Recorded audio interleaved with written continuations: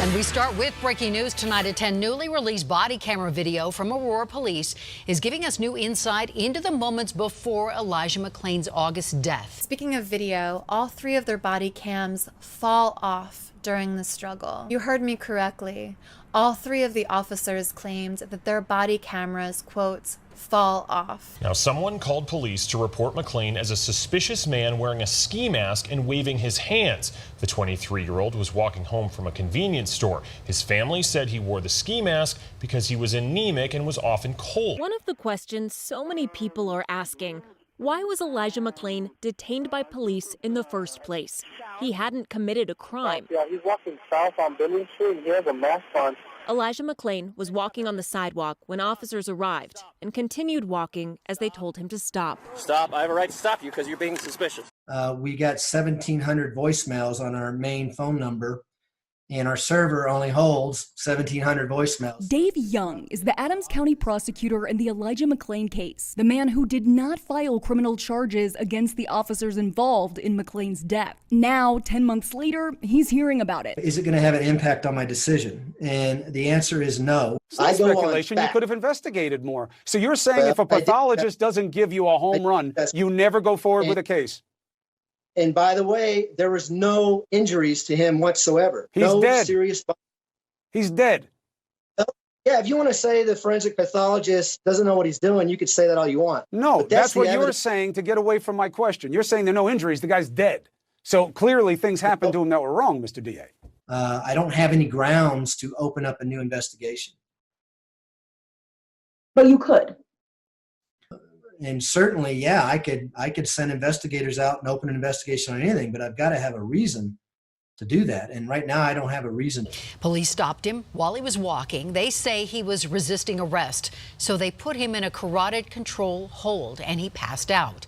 And then when paramedics arrived on scene, they chose to administer the sedative ketamine, something Aurora Fire says is standard protocol around our region. A female cop holds an already complied Elijah while the paramedic injects at least 1,400 milligrams of ketamine into his neck, which is visible on the coroner's report.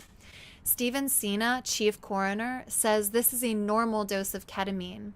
But while researching, I found that 680 milligrams of ketamine is potentially lethal for someone who is 132 pounds. Elijah weighed 140 pounds. And this is why I hold not only Rodema, Rosenblatt, and Woodyard accountable, but also the paramedic, Jeremy Cooper, and the female officer who held him down, and the female officer who was flirting and laughing with other officers while Elijah McClain lay dying on the ground. Stop. Stop. I have a right to stop you because you're being suspicious. Come on with him, okay? No, you don't need to be sensitive. Grab your gun, dude. Stop, dude. Aurora police say the officers were put on leave and they are back on the job. The department is still looking into use of force in this case. One of the important roles of the mainstream media, of the press, is in drawing the public's attention to a problem. However, politics, the sphere of real politics involving real legislation and real amendments to the Constitution or writing a whole new Constitution, real politics instead deals with solutions to problems. Those are two profoundly different things, even though they're linked, even though you may get them mixed up from time to time. Elijah McClain died on August 24th of 2019.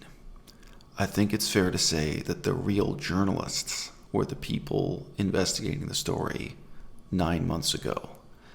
Today, I see an article from Cosmopolitan magazine was posted, and Cosmopolitan magazine is telling you how you can protest his death, how you can join in the wave of public outrage. Now, the authors of that article at Cosmopolitan magazine, I'm sure they only have good intentions. I'm sure they think of themselves as activists, and what they're doing in contributing to this wave of outrage resembles most of the commonly perceived activism in the year 2020. I don't think they stop to consider how what they're doing in publishing that article is really very different from true journalism and how it's very different from true activism. Who paid for Elijah McClain's lawyers? I Google around for this stuff and I can see a vague mention of local activists. Sometimes you get mentions of church groups, and you don't know. I mean, I think there were real activists involved in this case 9 months ago and 6 months ago and so on.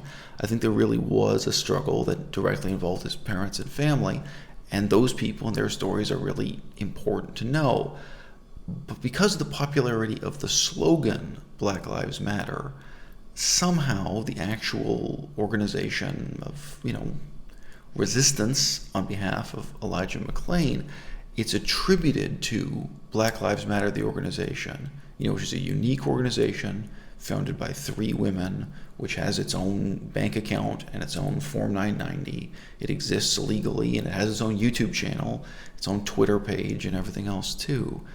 And Googling around, I can't find any evidence that Black Lives Matter, the organization, those 3 women, that they were involved in this case, or even that they knew about it 6 months ago and 9 months ago. I'm sure that they know about it today for the same reasons that Cosmopolitan Magazine knows about it, and probably they will now do the same thing Cosmopolitan Magazine has done. I would expect within the next 48 hours, the 3 co-founders of Black Lives Matter will make public statements quite similar to what Cosmopolitan Magazine did, calling for donations, encouraging you to get involved, encouraging you to join the wave of outrage, encouraging you to join the current protests or quote-unquote activism, as it's so called. Now, I sympathize, but I think it's important to point out the gap between expectations and reality with Black Lives Matter as an organization. Many groups of donors have offered to pay millions of dollars, in some cases more than $10 million, in some cases more than $100 million, to build Black Lives Matter into the organization that they, in their mind's eye, desire it to be. Now, the 3 founders of Black Lives Matter, that's not what they want, and they've made that clear in interviews. It's quite interesting what their response is to their newfound fame and, in a sense, their newfound fortune, because they have all these donors offering to support them, to support budgets of millions of dollars per year. And they've stepped back from that and said, no, that's not what they intend to do at all. Okay, interesting. I think that most people would respond to my video up to this point by saying, well, these 3 women who happened to invent this catchphrase, Black Lives Matter, who created this hashtag on Twitter, how can you possibly expect them to know about and care about and get engaged with every single example of police brutality, snuffing out a person's life, or even narrow it down, just snuffing out an African American, a black person's life? How could they possibly know about this case in Colorado 6 months ago or 9 months ago? How can you expect them to know more than the people at CNN or Cosmopolitan Magazine or what have you? Well, it's not that I expect them as individuals to know that. It's not that I expect more from them as individuals.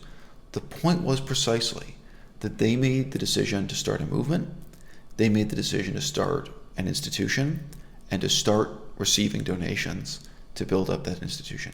It's very easy to imagine Black Lives Matter over the last 3 years having developed into an institution that was on top of all these cases, that was directly involved with, and was maybe even providing the money for the lawyers and what have you.